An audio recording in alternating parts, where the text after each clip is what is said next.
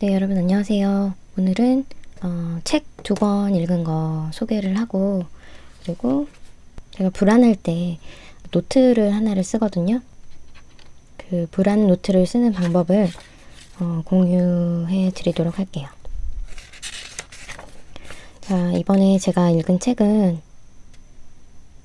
이게 매번 제목이 너무 헷갈려가지고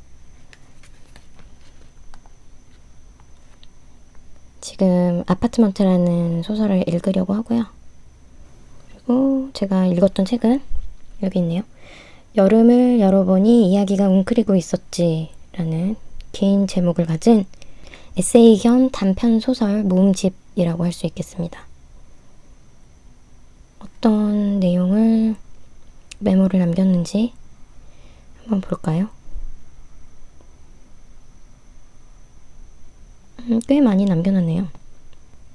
메모를 따로 남긴 게 아니라 형광펜을 그어놓은 문장들이 많네요. 좋은 문장 많았고요. 또 젊은 분들이 좋아할 만한 굉장히 읽기 쉽고 짧은 그런 문장으로 된 소설이었습니다. 이 책의 전반부에서는 단편 소설 4편이 나오고 후반부에 갔을 때는 이 단편 소설을 쓴 작가들의 에세이가 한 편씩, 그러니까 총 4편의 단편 소설과 4편의 에세이로 구성된 그런 단편 모음집인데요. 일단은 저는 소설 부분은 굉장히 재밌게 읽었는데 에세이 부분은 그닥 마음에 와닿지 않았다고 할까요?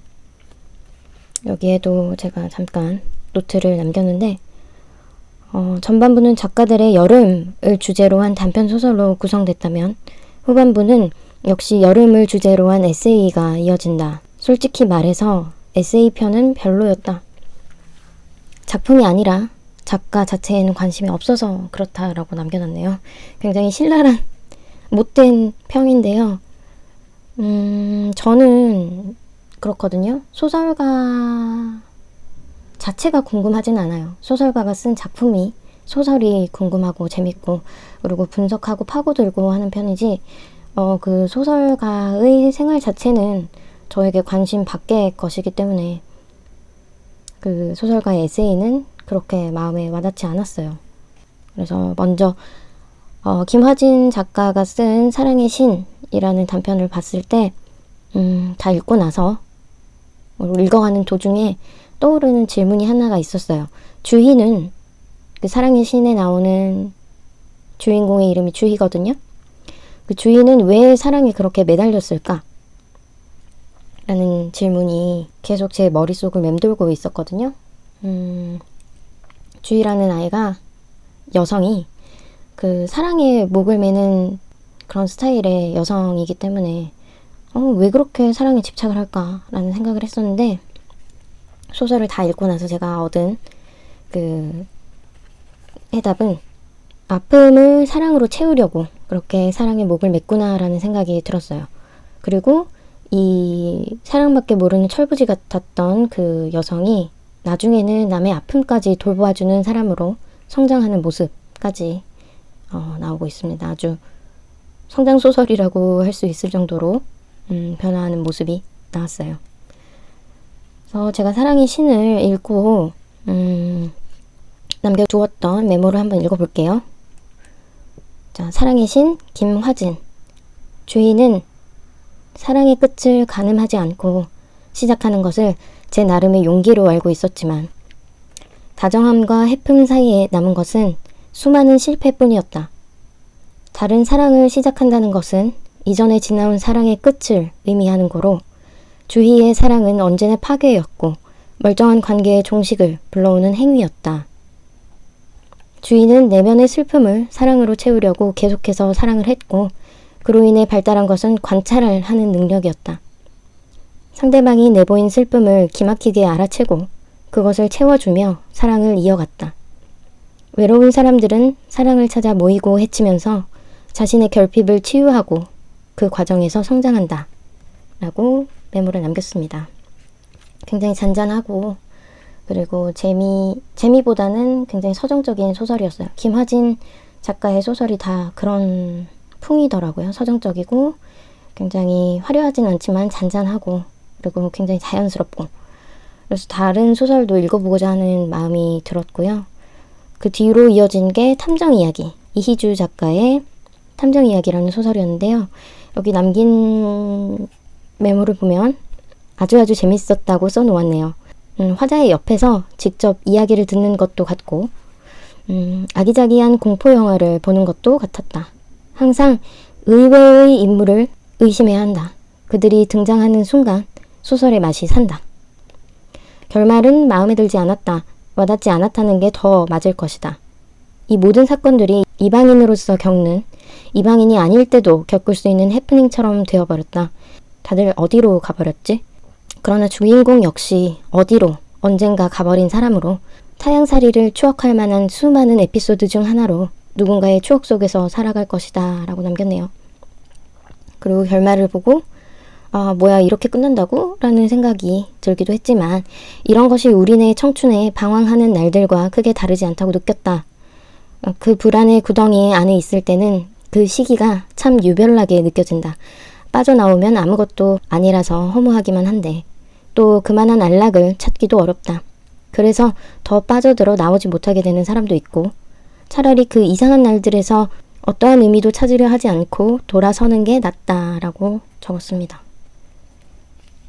그러니까 이 소설은 주인공이 그 일본으로 일을 하러 가서 겪었던 뭔가 의문스러운 사건을 주제로 하고 있는데, 거기서 보면 20대 때 겪을 수 있는 그런 미숙한 관계에서 오는 문제점들, 그리고 고민들, 이런 거를 알 수가 있어서 저도 그런 시간을 지나온 사람으로서 굉장히 재밌고 신선하게 봤다고 할까요? 재미는 있었는데 결말부에서 약간 그 저의 궁금증이 완전히 해소되지 않은 채로 이렇게 끝나버려서 약간 아쉽기는 했는데, 우리 모두들 20대 때의 방황이 우리도 모르는 사이에 그렇게 끝나버리잖아요. 그래서 저는 이 소설 자체는 굉장히 20대의 격변하는, 하루하루 다른 그런 다이나믹한 그 방황의 날들을 담은 것 같아서 개인적으로는 되게 재밌게 읽었어요. 그리고 제가 정말로 기대했던 박솔매 작가의 사랑하는 개라는 소설을 다음으로 소개할 건데요. 굉장히 짧은 평을 남겼어요. 귀엽고 사랑스러운 개의 입을 빌어 말한다. 말에는 힘이 있다고. 추억 속 액자에 담긴 사진들처럼 내가 한 말들은 어딘가에 정확히 박제되어 있을 것이다. 그 말은 힘을 갖고 나에게 또는 남에게 영향을 미치는구나. 굉장히 귀엽고 착한 소설이다. 끝에 약간 삼키지 못한 가시 같은 게 남았다라고 메모를 해두었습니다. 이렇게 말하는 투로 소설을 이끌어 나가는 게 정말로 어렵거든요. 잘못하면 굉장히 자기적이고 지루하게 들릴 수도 있는데, 저는 굉장히 귀엽다는 느낌을 받았어요. 소설을 읽는 내내 너무 귀엽더라고요. 그렇지만 역시나 결말부에서 저는 항상 결말부에서 길을 잃습니다. 여러분들도 만약에 이 소설을 읽었다면 결말을 어떻게 해석하시는지 댓글로 좀 남겨주세요. 저로서는 잘 모르겠더라고요. 그렇지만 그 결말부 빼고 나머지 부분들을 너무 재밌게 따라갔기 때문에 너무 재밌었다, 귀엽다 라고 평을 남기고 싶습니다. 그리고 마지막 소설이네요. 검은강의 둥실. 이거는 정기현 작가인가요? 정기현 작가의 작품인데, 여름철 호러 한 스푼 들어간 단편입니다. 그래서 아주 재밌게 읽으실 수 있을 것 같고, 여기 이 책을 읽고 남긴 메모 한번 읽어볼게요. 죽음이 덜 무서워지는 순간은 그 이후에 확실히 무언가가 있다고 믿게 되는 순간이다. 나에게 새로운 삶, 그리고 새로운 기회가 주어진다는 확실한 제안이 있다면 나는 그 세계로 미련 없이 떠나갈 수 있을까? 신비로운 전설을 읽은 느낌, 확실히 괴담 같은 류는 아니다 라고 남겼어요. 이 소설은 할아버지가 돌아가시고 나서 그 무덤을 누군가가 파헤치는 것으로 아주 충격적인 장면에서 시작을 하는데요. 이거를 계속 이야기를 따라가다 보면 마냥 슬프거나 무서운 그런 소설은 아니에요. 이 소설 역시 박솔매 작가의 사랑하는 개처럼 아기자기하고 귀여운 느낌을 받을 수 있을 것 같아요. 여기에도 동물이 나옵니다. 멧돼지가 나와요. 그런데 전반적으로 네 편이 다 재미가 있었고 또 왜 이렇게 네 가지의 소설을 모았나 하는 것도 얼추 이해가 가요. 다들 그 여름밤에 축축한 바람이 불어오는 그런 분위기를 가졌다고 할까요? 그래서 재밌게 읽었습니다. 일단은 소설을 4편을 후루룩 읽을 수 있어서 굉장히 재미있었고, 그리고 개인적으로는 김하진 작가의 이 소설 분위기가 마음에 들었어요. 그리고 제가 빨리빨리 해서 읽을 수 있었던 책 한 권을 소개해 드리자면 생각 중독이라는 책이거든요. 저는 아마 책 좋아하고 글쓰기 좋아하는 분이라면 새벽 시간 좋아하시겠죠? 새벽까지 깨어있다는 것은 고민이 많다, 생각이 많다라는 쪽으로 생각을 해볼 수도 있을 것 같아요. 제가 볼 때는 이런 분들이 기질적으로 민감하고 예민함을 타고난 사람이라고 생각을 하거든요. 이 새벽에 깨어있는 사람들. 그런데 이런 생각 중독까지는 아니더라도 이렇게 새벽 시간까지 잠을 이루지 못하고 뭔가 고민하고 이런 사람들을 일컬어서 생각 중독자라고 표현을 해요. 그래서 이 책에서는 불안을 다스리는 방법, 그리고 스트레스를 좀 완화하는 방법에 대해서 굉장히 여러 가지 방법을 제시하고 있어요. 그래서 제가 남긴 메모를 보면 자극이 넘쳐나는 시대, 항상 긴장돼 있고 자신의 감정을 돌보느라 많은 것을 놓치고 또 생각에 빠져들수록 우리는 자기 파괴적이 된다. 생각 과잉은 나 스스로를 솔직할 수 없게 만든다. 남을 신경 쓰고 자기 검열하고 자기 비하하고 그리고 복잡한 뇌는 휴식 없이 계속 반추하게 된다. 그러는 동안 말이죠. 그래서 생각 과잉은 나를 과거에 묶어둔다. 생각 과잉은 불안과 밀접한 영향이 있다. 그리고 이러한 불안은 본성적인 것, 그리고 양육적인 환경에서 만들어질 수 있다. 그리고 이유가 없는 간혹 불안일 수도 있다. 라고 나와요. 그래서 유전이냐 환경이냐 이걸 따져봤을 때 반반이다 라고 얘기를 하거든요. 그래서 태어나기를 민감하게 태어나거나 아니면 양육 환경이 나쁘거나 둘 중 하나다 이렇게 말을 하고 있습니다. 그러니까 공통적으로 생각을 많이 하게 되는 것은 우리가 불안하기 때문이고, 이 불안한 이유는 내가 기질적으로 예민한 사람이거나 아니면 양육 환경, 성장 과정에서 뭔가 트라우마가 될 법한 일을 겪었거나 이렇게 2가지 정도가 있다 라고 말을 하고 있어요. 생각 과잉은 불안, 강박, 통제 등으로 나타나고 그것은 사소한 습관처럼 보일 수도 있다. SNS를 계속 확인을 한다거나 우리 요즘에는 쇼츠 아니면 릴스 같은 것에 굉장히 매여 있는 사람들, 그리고 다이어트 강박, 먹는 것 가지고 식단 가지고 계속 생각을 하고 후회를 하고 또 불안해하고 하는 사람들, 그리고 건강하지 못한 수면 패턴 등으로 나타나는데요. 이러한 이제 생각 과잉에서 야기된 잘못된 습관들은 우리의 삶을 무너뜨릴 수도 있으므로 단순하게 보지 마라 라고 경고하고 있어요. 그래서 여기서 스트레스랑 불안을 나누는 방법, 구분하는 방법에 대해서도 살짝 얘기를 해 주었는데, 스트레스 같은 경우는 외부 환경에서 오는 압박을 말하고, 불안은 그런 압박 때문에 내면에서 겪는 경험을 얘기한다고 해요. 그래서 여기에서도 격언을 하나 들어서 부연 설명을 해요. 중요한 건 짐이 아니라 짐을 나르는 방식이다. 이미 짊어졌다면 건강하게 풀어내자 라고 말을 하고 있습니다. 그래서 스트레스를 완화하고 불안 요소를 없애는 것으로 생각 강박에서 헤어나올 수 있다고 말을 하고 있는데, 불안을 해소하기 위해서 일기를 쓰라고 얘기를 하거든요. 근데 제가 이 책을 읽기 전부터 해왔던 방법이 있어서 오늘 소개를 해야겠다라고 생각을 했어요. 그거에 대해서 얘기를 좀 드리자면, 제가 모아둔 떡 메모지거든요. 다 너무 예뻐가지고 쓸 수가 없어요. 어떤 걸 써볼까? 골라봅시다. 그래서 다 쓰기가 싫고 아까워요. 이런 거 뒷면에 한번 해볼까?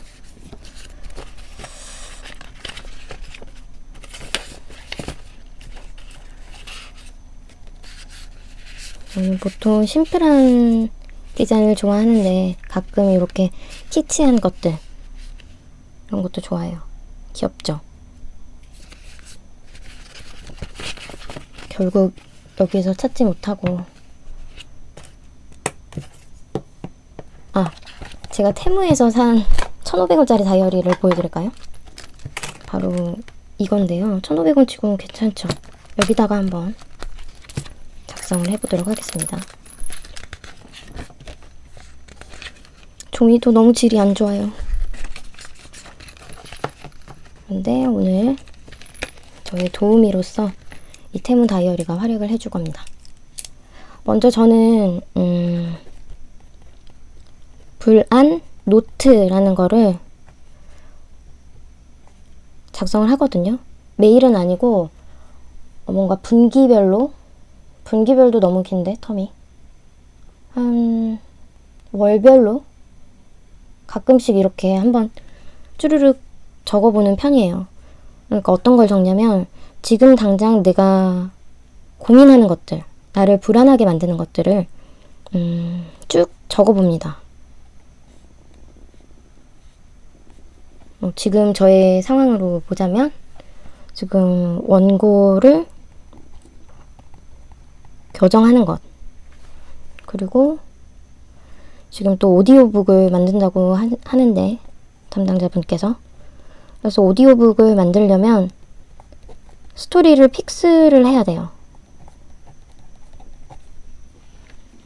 그래서 이런 문제들이 지금 추석과 겹쳐가지고 저에게 들어오고 있는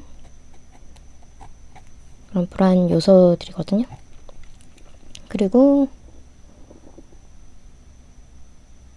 너무 더운 날씨,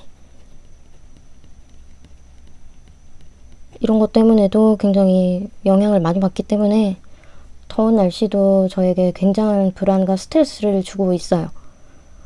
그리고 지금 제가 공모전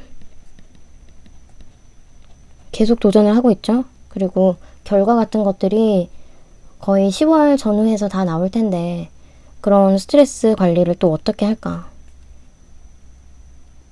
그런 것과, 그리고 이번에 또 하나 글을 쓰게 된 게 있는데,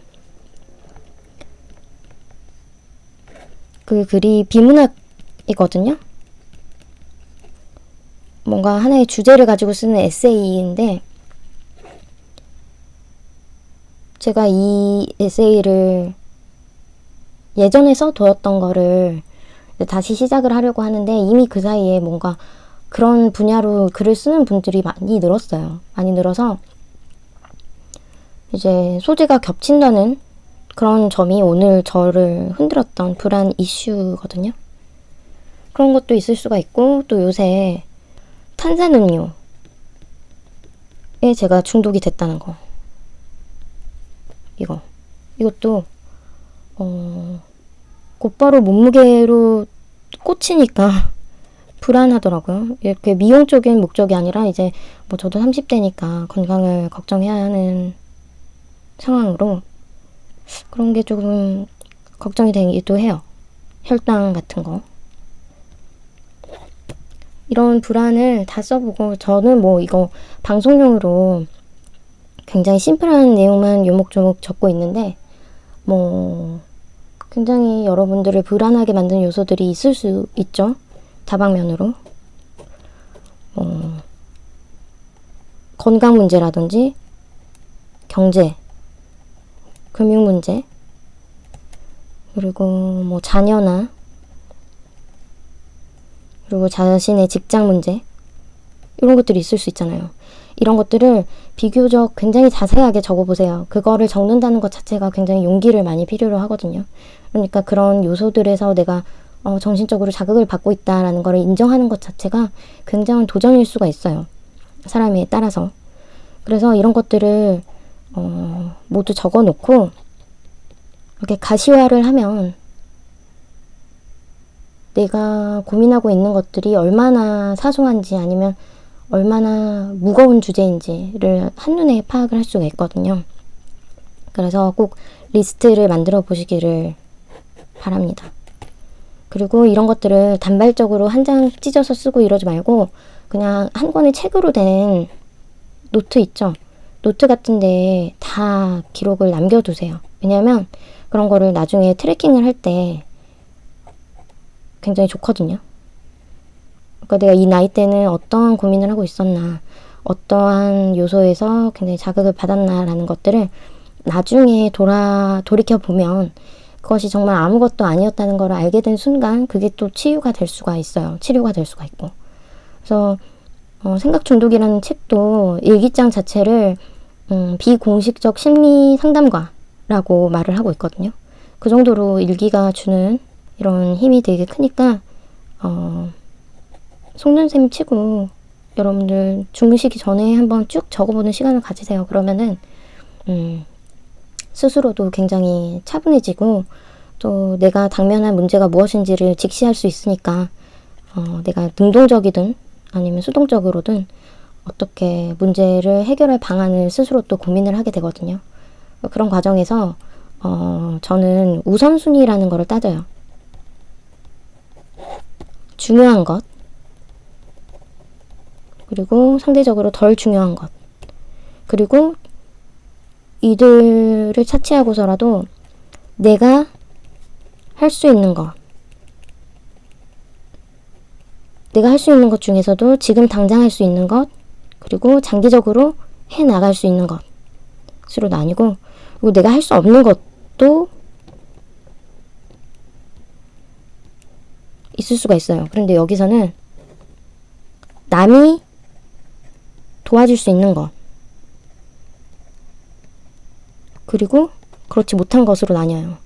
이런 경우에는 내가 지금 당장 할 수 있는 것들부터 빨리빨리 처리를 하고 장기적으로 해결할 수 있는 것들은 계획을 세워서 이것 또한 가시화해서 눈으로 보면서 목적을 달성할 수 있도록 하고 그리고 내가 할 수 없는 것 중에 남이 나를 도와줄 수 있는 것 같은 경우는 부탁을 하는 거예요. 도와달라. 그리고 그들이 해줄 수 있는 게 있으면 감사를 표현하고 그리고 대가가 필요하면 대가도 지불을 하고 이런 식으로 내가 해결할 수 있는 모든 방향을 다 적극적으로 한번 밀고 들어가 봐야 돼요. 그래서 해결할 수 있으면 내 불안이 덜어지는 거니까 좋은 일이죠. 너무 부담을 주지 않는 한에서. 그리고 내가 할 수도 없고 남이 도와줄 수도 없는 것들이 또 이렇게 분류돼서 몇 가지가 나올 거예요. 그런 것들은 인정을 해야 됩니다. 인정을 하고 이건 남도 도와줄 수 없고 나도 도와줄 수 없기 때문에 어떻게 한다? 소거를 해야죠. 여기에 대해서는 생각을 하지 않는 게 정신건강에 좋기 때문에. 너무 무거운 것이라면 이렇게 말씀드리는 게 무책임할 수도 있겠지만 지금 제가 말씀드리는 거는 우리 모두가 매달려 있는 문제들이 좀 삶을 살아가면서 발생할 수 있는 문제들. 그러니까 내가 할 수 있는 것, 그리고 내가 할 수 없는 것, 그리고 내가 할 수 없더라도 남이 도와줄 수 있는 것. 여기까지는 어떻게든 해결이 가능하기 때문에 적극적으로 불안 요소를 해결하려고 노력을 해야 됩니다. 그러나 남들도 도와줄 수 없는 것들이 몇 가지가 있을 수가 있는데 이런 것에 대해서는 내가 할 수 있는 게 없으므로 여기에 대해서 계속 생각을 한다면 결국 뇌에는 과부하가 오겠죠. 그리고 저의 감정도 계속 소모가 될 것이고 그렇다면 해결 방향도 없는데 여기에 매달릴 필요가 있을까요? 그래서 저는 소거를 하라고 말씀을 드리는 겁니다. 그리고 실제로도 이렇게 불안 노트를 써서 제가 해결한 문제들도 많고, 또 불안 노트를 쓰다 보면은 그 소망에 대해서도 쓰게 되잖아요. 나의 목표나 목적은 아니더라도 소망이나 목표에 대해서도 이 불안 요소가 영향을 줄 수가 있어요. 그래서 내가 너무 예를 들면 작가가 되고 싶어. 그런데 안 돼서 불안해. 이러면 어떻게 해야 되겠습니까? 공모전을 응모한다든지, 아니면 출판사에 컨택을 한다든지, 아니면 스스로 무료 공개할 수 있는, 무료 연재할 수 있는 플랫폼에 글을 쓴다든지, 아직 내가 글 쓰는 능력이 모자란다 싶으면 독서량을 늘린다든지, 이런 계획이 세워지겠죠? 그래서 이 불안 노트를 만들다 보면 굉장히 목표 지향적이고 세밀하게 계획을 세우는 사람으로 변할 수가 있어요. 그렇게 하면서 내가 불안 요소에서 눈을 돌릴 수 있는 거죠. 그래서 이렇게 노트를 적어보고 나를 지금 괴롭히는 게 무엇인지를 명확히 눈으로 보면 분명히 개선을 할 수가 있어요. 그래서 제가 여러분들께 불안 노트 적으라고 말씀드리는 거고, 그리고 이렇게 한 장 써서 찢어버리고 하지 말고 진득하게 한 권의 노트로 이 불안 요소들을 트래킹을 할 수 있으면 더 좋을 것 같아요. 저는 일기장 너무 많이 쓰고 있기 때문에 다 모아서 가지고 있고요. 그리고 이거를 나중에 나이가 들어서 돌아봤을 때 정말 말도 안 되는 고민이었고 불안이었고 할 필요가 없었던 그런 방황이었고 하는 경우가 많았거든요. 그래서 이런 거를 돌아봤을 때 지금 내가 직면해 있는 불안이나 해결 못하고 있는 문제들도 나이가 들거나 시간이 지나면서 또 자연스럽게 내가 욕심이 줄어들고 또 다른 방향을 찾아서 삶을 살아가면서 자연스럽게 그런 불안 요소들이 사라질 수도 있거든요. 그래서 이렇게 낱장 말고 한 권으로 떨어지는 그런 불안 노트를 하나 만들어서 작성을 해보시는 것을 추천하겠습니다. 그리고 제가 2025년 다이어리들을 다 장만을 마쳤는데요. 거의 다 일본 문구류가 많아서 이거를 언박싱을 해야 되나 말아야 되나 하고 고민을 하고 있는 상태예요. 그래서 그 부분에 대해서 결심이 서면 영상을 제작해서 올리는 것으로 하겠습니다. 오늘도 긴 이야기 들어주셔서 감사드리고, 또 나중에 제가 또 다시 팔마를 드릴까 고민을 하고 있거든요. 저번에 패블 이슈가 있어서 제가 사려고 했던 거를 못 샀기 때문에 이런 것들은 꼭 다른 거라도 사야지 풀리잖아요. 이런 소비욕들은. 그래서 오닉스 팔마를 구매해볼까 하는데, 요새 팔마 사는 게 진짜 하늘의 별 따기라고 하는데 제가 성공을 할 수 있을지 모르겠거든요. 만약에 성공한다면 팔마 언박싱과 함께 저의 다이어리들도 좀 소개를 해 드려볼까 합니다. 그러면 오늘은 여기서 인사드릴게요. 감사드립니다.